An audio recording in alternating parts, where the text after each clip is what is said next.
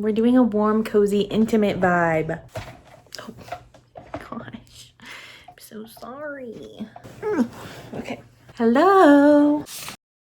Welcome back to another video. This week we're going to be doing a sort of rendition on the swapping my screen time for reading, but we're going to be doing swapping the number of times I picked up my phone that day for the number of pages I read. But that is a really complicated title. I have my iPad here because I'm recording on my phone. And apparently you can't screen record on an iPad, which is kind of dumb. So I'm gonna be putting in screenshots of the number of pickups per day that I need to be reading. Let's see here. I have a TBR, and if you're wondering what books I'm gonna be reading and where I'm getting them from, go watch my February TBR, because in this video we are solely reading books that were on my February TBR. I'm already pretty decently into Chain of Iron, which is the book that I handpicked. All of the rest of them were picked via a jar. That's a fun video. Go watch it if you haven't. We're starting on, today is Thursday. So we're just gonna go by last Thursday. And the total number of pickups for last Thursday was only 43. So we are going to be reading 43 pages today. It is currently 6 p.m. I've got lots of time. I'm going to try and finish editing another video, and then I'm gonna be reading for the rest of the night. So we're gonna jump into Chain of Iron, 43 pages. I think I'm starting on page 420 out of 680. 43 pages is gonna be 563, so then we'll only have about 100 pages left. I've been reading this book for a long time. I think I've been reading it for like probably a week or so. It's not that I'm not enjoying it, because I really am.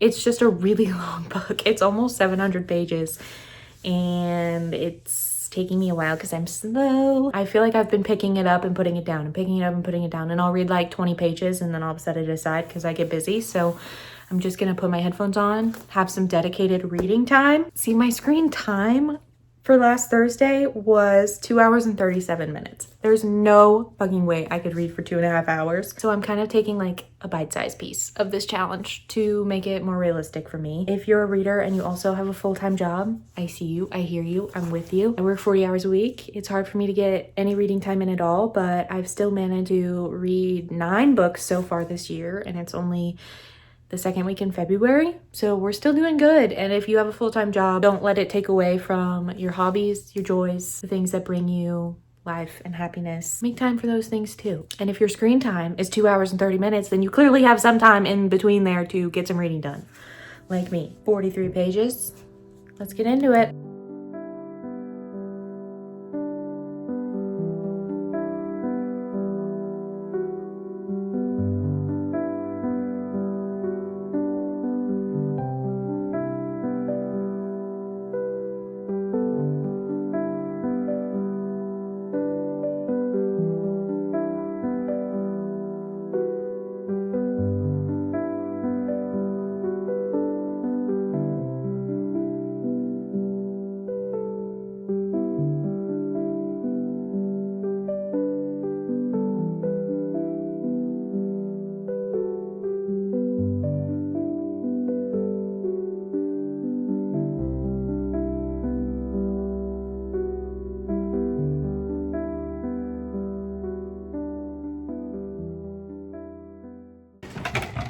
Come in a little closer.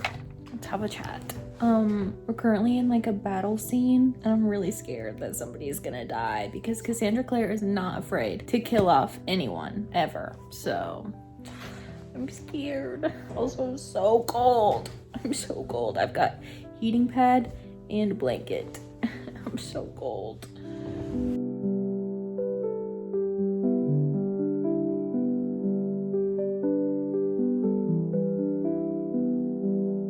Surely not.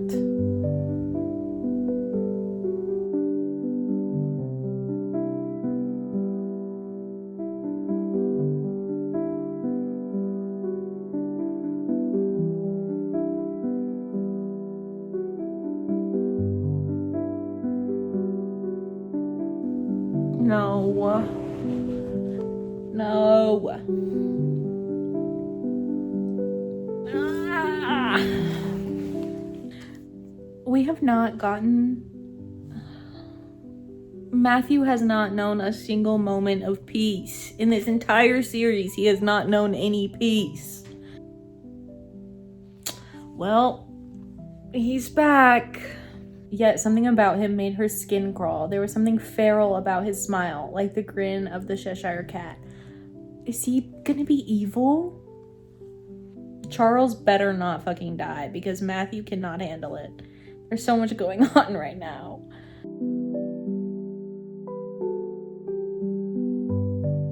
That's why he looked evil, because he is.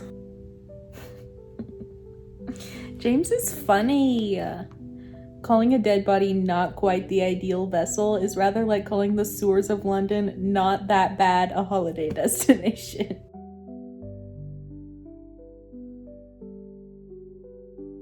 I have just finished my 43 pages. I'm officially on page 563, and we just got like a big boss battle scene, and I was kind of worried whenever it first started that it was gonna be between this like random demon and the merry thieves, but it wasn't. It was between the main demon that we've been fighting since the first book, and it left a perfect opening for the third book. We found out something really tragic about Cordelia, and James's response to her was so cute. I keep forgetting that he's not under the spell anymore. I have been having a hard time remembering the characters and their like connections to everyone. There's just so many characters in these books, so many siblings, so many like famous families that you meet in other books. It's kind of hard to keep everything straight. It's really, really, really good. Specifically, the relationships. Cassandra Clare knows how to write a relationship. She knows how to make you feel so intensely for the characters and what they're going through, and she makes them feel so intensely about each other, and it's just so good. I'm so sad for Cordelia. I'm so sad for Lucy. I'm so sad for Matthew. Nothing severely bad happened to Matthew, but I just feel bad for him because he's going through it, and I hope he gets his happy ending in the third book. I'm gonna read a little bit more before I go to bed, but I just wanted to update you guys officially on my 43 pages that I did complete it. So Thursday is done. I'll see you tomorrow.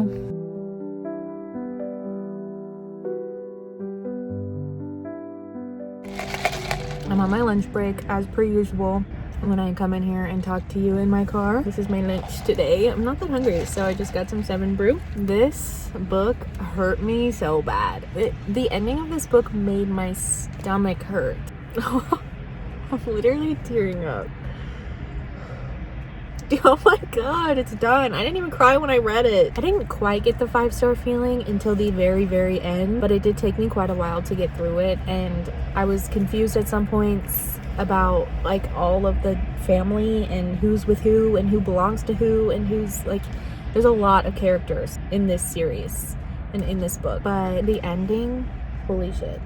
My heart hurts so bad for Matthew. Matthew does not deserve everything he's about to be put through. I don't know what the hell's going on with Lucy. Can't really say that much. I want to keep this part spoiler free. That way I can give another section of spoilers, but I love the way that Cassandra Clare writes relationships. The yearning, the tension, the angst, the lust, the catastrophic devotion that these characters have for each other. There's so many quotes that I highlighted. I'm so sad for Matthew. And I am also pretty sad for Cordelia, because that reveal during the last fight, that was devastating. And I know that that was devastating for her. See that guy right there? I work with him, and if he sees me vlogging in my car, I'm gonna die of embarrassment. Get in your car, brother. Brother, are you kidding? What is he doing? Can you see? It's the top of his head. It's like right there. Oh, he's getting in. What does it take to get in your goddamn car? Shut the door. Thank you. Jesus Christ. Okay, here's what's gonna happen. I'm gonna get my thoughts together to do the spoiler section because I have to be back at work like right now. So I'm going to organize my thoughts and do a full spoiler section next. You're gonna see it in 2 seconds. It's gonna be hours for me. As you can tell, it's much later. It's now 5:30 p.m. and I just got off of work, and I'm here to give my spoiler thoughts on Chain of Iron. The reveal that Lilith was actually Cordelia's like sire, not sire, but she thought obviously that she was swearing herself to Waylon the Smith, who was the smith of her sword, but she was actually swearing herself to the mother of all demons, which for Cordelia is like her worst possible nightmare. And that's kind of what James said, which I thought was so sweet. He said something along the lines of wanting to be a hero is all Cordelia has ever wanted, because she wants to do the most good for the most amount of people, and Lilith exploited that and turned it into evil and basically corrupted the best part about her in her own mind. Obviously not realistically, but in her own mind she's now kind of corrupt. And oh my god, James's rant to Grace was obviously chef's kiss. It's everything that Grace has been needing to hear. I'm curious as to what happens with Grace and with Tatiana. Tatiana got whisked away by Belial. Who knows what they're doing? I kind of seemed like there was something romantic between the two of them. There's almost nothing redeeming about Tatiana. Grace has been like slowly slipping into that as well. I guess I didn't realize until the end of the book, when James kept reiterating it, that he had had that bracelet on since he was 14, and then he obviously got a break for 4 months, and then she put it back on him. So there was a quote, and I'll try to insert it, but this quote was so heartbreaking. Everything about the ending of this book was heartbreaking. Obviously, Matthew confesses his love to Cordelia. They whisk away to Paris. Obviously, it was based all on a miscommunication between what she saw, or what she thought she saw, between James and Grace. Maybe the distance is a good thing for James and Cordelia, but I feel so terrible for Matthew, because you know that if they end up actually spending quality time together in Paris, he's just gonna fall even harder for her, and it's gonna be that much more heartbreaking whenever she inevitably ends up with James, because we all know she's gonna end up with James. I feel like that's not really a secret. She's been in love with him since she was a little girl, and now he finally loves her back and she doesn't know it. I feel like Grace is gonna end up with Christopher. Her and Christopher kind of hit it off, and Christopher was the only man that she hasn't used her power on. She didn't use her power to seduce him. Obviously, Ariadne and Anna are gonna end up together. Their relationship is so cute. Also, Cassandra Clare took the whole like queerness is a spectrum, everyone's a little bit gay, and she fucking ran with it. Everyone in this book is a little bit gay, and I fucking love it. Every relationship in this book is so cute and a little bit heartbreaking. I'm really curious as to who Matthew's gonna end up with, because he hasn't really shown interest in anyone else except for Cordelia. And for the longest time, throughout almost the entire book until the very end, I couldn't tell if Matthew was in love with James or if he was in love with Cordelia, because Magnus made that whole comment at the beginning about how he can see that Matthew is experiencing unrequited love and feelings for somebody, and that's why Magnus thinks that he's so down bad, because he's watching Cordelia and James dance at a party. I don't know who he's gonna end up with. He's been in love with Cordelia for so long. Maybe there's gonna be somebody new that we're gonna meet in Chain of Thorns that Matthew is going to meet to get over Cordelia after he's gonna be head over heels in love with her, if they actually take this whole trip to Paris uninterrupted. Oh my gosh, and I haven't even mentioned Thomas and Alistair. I think it's Alistair. I haven't even mentioned Thomas and Alistair.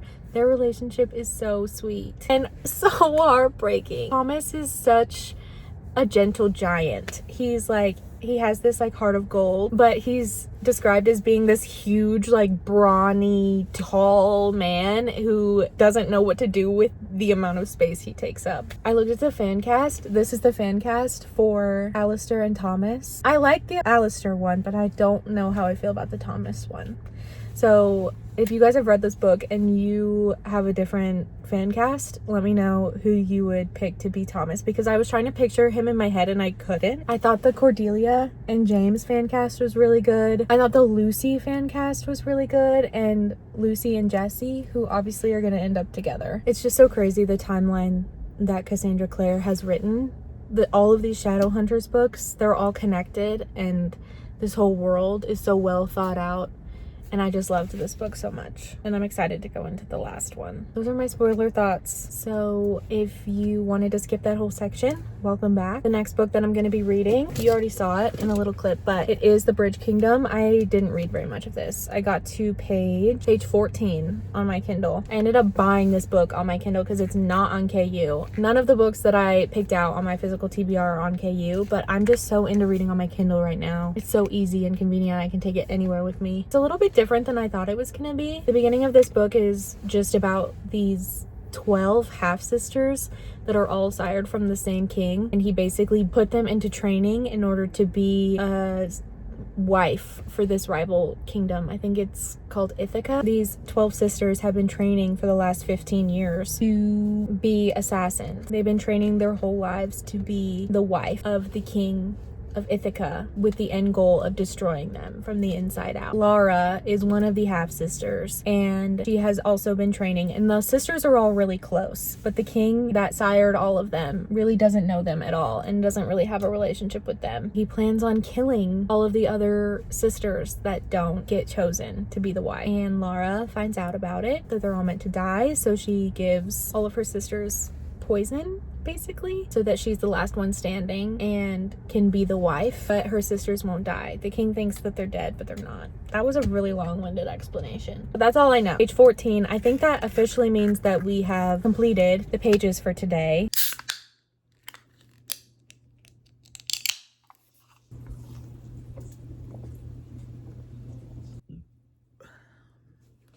You would think by looking at me that it was like 6 a.m.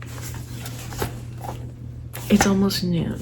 Yesterday was Valentine's Day, and Kaden and I were doing stuff kind of all day, so I did not read and I did not film. So to make up for it, today I'm going to be reading the pages from both yesterday and from today. I haven't looked to see how many pages I have to read. I think it's so funny that I have to use my iPad. The last I talked to you, I believe, was Friday. My pages for Friday was 87, and I do believe that I read that. I'm currently on page... I didn't read that much. I don't think I've actually read any more of The Bridge Kingdom. And before you ask, yes, this is yesterday's mascara. I don't want to hear it. I'm on page 14 of The Bridge Kingdom, chapter 3, which I read all of that on Friday. So whatever 15 plus however much I read of Chain of Iron, that's how many pages I read on Friday. So for Saturday, I needed to read only 25 pages, so that's not too bad. Plus Sunday, which was 58, 73 pages that I need to read today. I will be most likely reading most of those through The Bridge Kingdom. I do kind of want to start an audiobook, but I'm not really sure which audiobook I want to start. The only audiobook that I currently have that's on my February TBR is Pride and Prejudice. There's something about reading a classic through audio that feels kind of like sacrilegious. I don't know. I'm not really sure. I just have some stuff that I need to get done. I bet you that light has been flickering this whole time. I have some stuff I need to get done today because that is the current state of my laundry hamper. I need to edit, do some laundry, kind of just pick up the house a little bit, get ready for next week. Sundays are usually like my reset days, so got a little bit of a late start, but that's okay. I needed a good sleep in. I'm going to start drinking this, probably start editing, and then I'll read some pages of something later. I also need to do my nails. I do my own nails, and these have been on for about 3 weeks, and this one is like on its last leg, so I really need to redo these. I'm so tired. Why am I so tired? It's literally noon. Why am I so tired?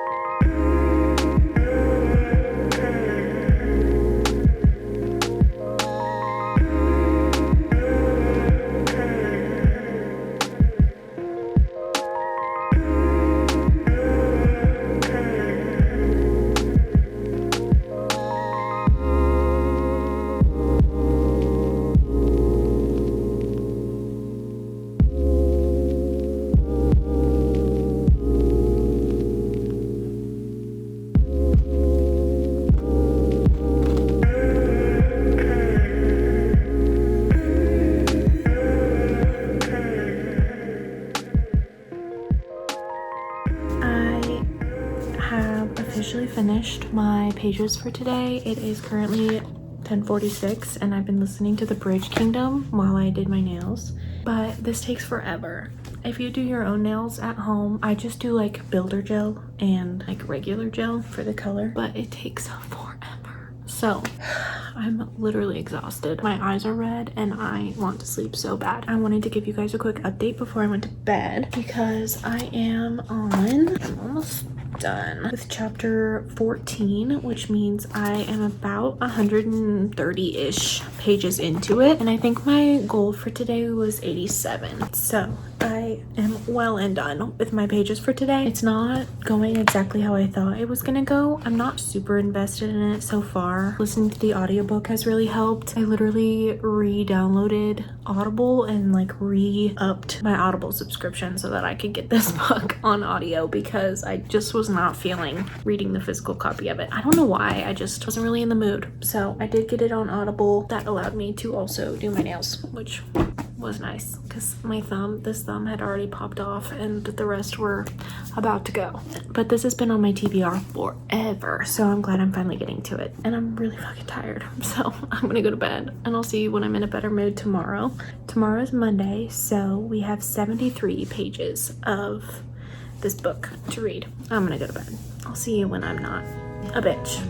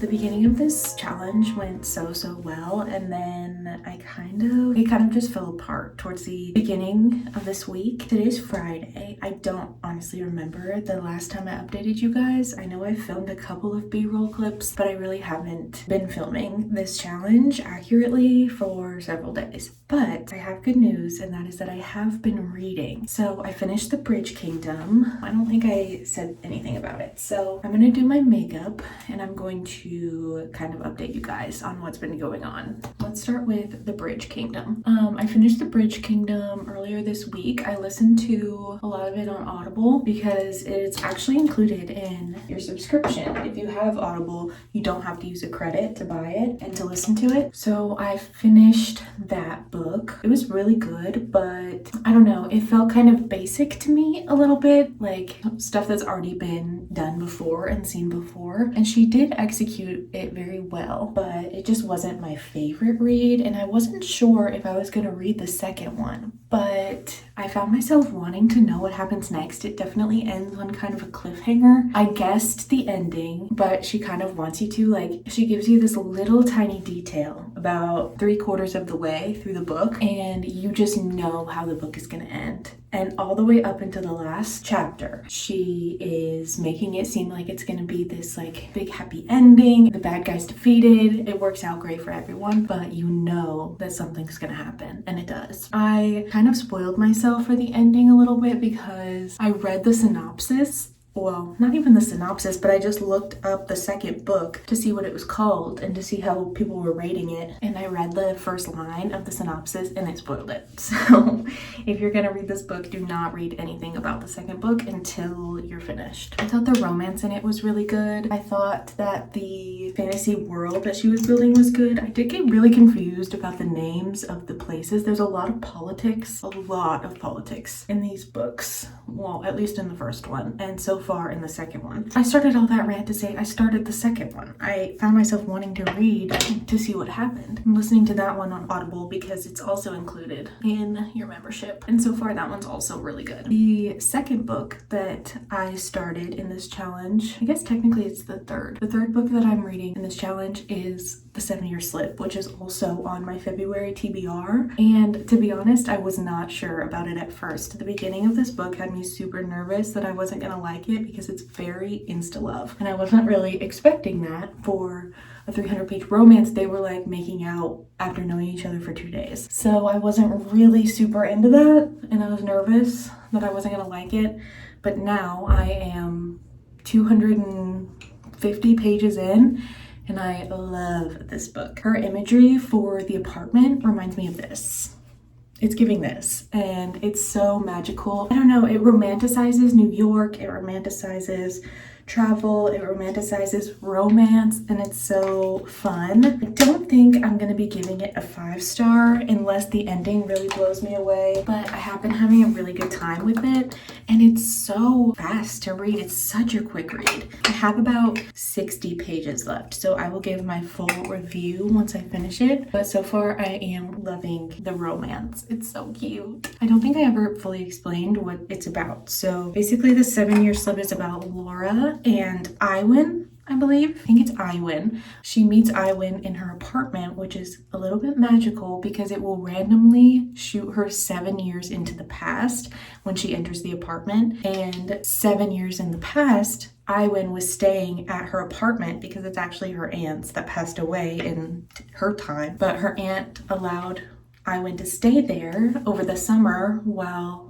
she was like backpacking across Europe. And so she walks in to her apartment and goes to bed, and then she wakes up and finds that there's a man in her apartment. And she knows about the magic element of this apartment, but he doesn't. So when she finds a random man there and she sees the decor in her apartment is different, she starts putting 2 and 2 together and realizes that he is actually from the past. And the story also deals a lot with grief. She's grieving her aunt who died in her time 6 months ago. Her and her aunt were really close, and her aunt was just this like full of life, travel bug, like free spirit. And Laura has spent a lot of her life trying to be like her aunt, and she passed away, and you don't know how she passed away until like halfway through the book. It's really good. It's really good. That reveal was kind of shocking to me. I was not expecting that. Laura is also, her name's not Laura. No, that's from the Bridge Kingdom. Her name's Clementine. Oh my gosh. Like a huge part of the book. I can't believe I forgot. There's a bunch of logistics with like the time travel element of this book that has me like, like there's a lot of like questions that I have about the timeline, because obviously she meets him 7 years in the future in her time. Like she meets him, and he's a chef who's like super successful, but he obviously remembers her. She hasn't even experienced all the things that he's experienced with their relationship, because for him it was 7 years ago. So he's already experienced, like, I don't know how to explain it, but he basically knows the exact trajectory of where they are heading 7 years in the past, what happened between them, how their relationship like develops. And she doesn't, because she's still experiencing it, even though she's in the future technically. It gets kind of fuzzy, and I have a lot of questions, and he's not telling her what happened between them. But when they meet in the present day, they still have all of this like romantic tension, and they still really like each other. They're trying to get him to work with her publishing company. So they're not really supposed to be together in the present day because they're kind of working together. But then she'll go home and she'll see him in her apartment 7 years in the past, and it's so interesting seeing their dynamic in both the past chapters and then the present chapters, because it's so different, but it's kind of the same. And she still is in love with him in both timelines. Oh, I didn't show you guys. I showed you like the process of me getting it, but I never showed you the final result. I got some planties added onto my sleeve. This guy, my elephant ears. I got this big fern, my little moon, and then I got some pothos leaves. right here. So it kind of rounded it out. I still got some empty space back here that I'm gonna fill eventually, but got more of a cohesive thing going on. I'm obsessed with this guy and this guy. They look so good. Okay, I'm gonna go finish the 7-year slip, and as soon as I'm done, I will wrap up this video, give you my final thoughts, and count up all the pages that I read for this week to make sure that I did stick to the challenge. I'm pretty sure I did.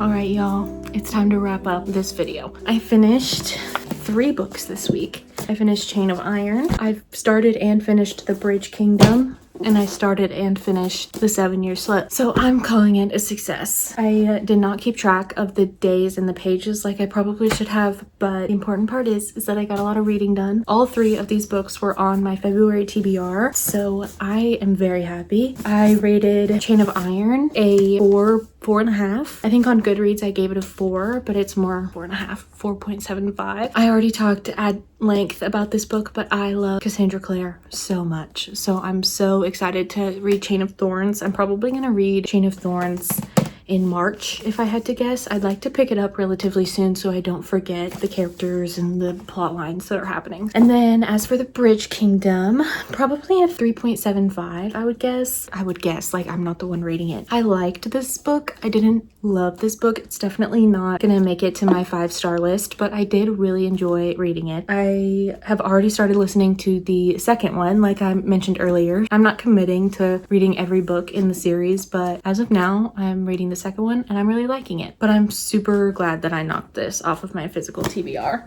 And then last but not least, we have The 7-Year Slip. This one was so cute. I don't know if you saw, but in the footage of me reading the last 80 or so pages, it made me bawl my eyes out. There's a bunch of little like plot twists and reveals that kind of caught me off guard. I really love Clementine. I really love the commentary on making sure that you're living your life the exact way that you want to live it and not trying to fit yourself into this box of who you think you should be or who you used to be, and just constantly seeking the next best thing for you and not for past you and not for the people that you're trying to impress. I don't know. I thought it had really good commentary on that. And I also just really liked Clementine and Iwan. They were really sweet together.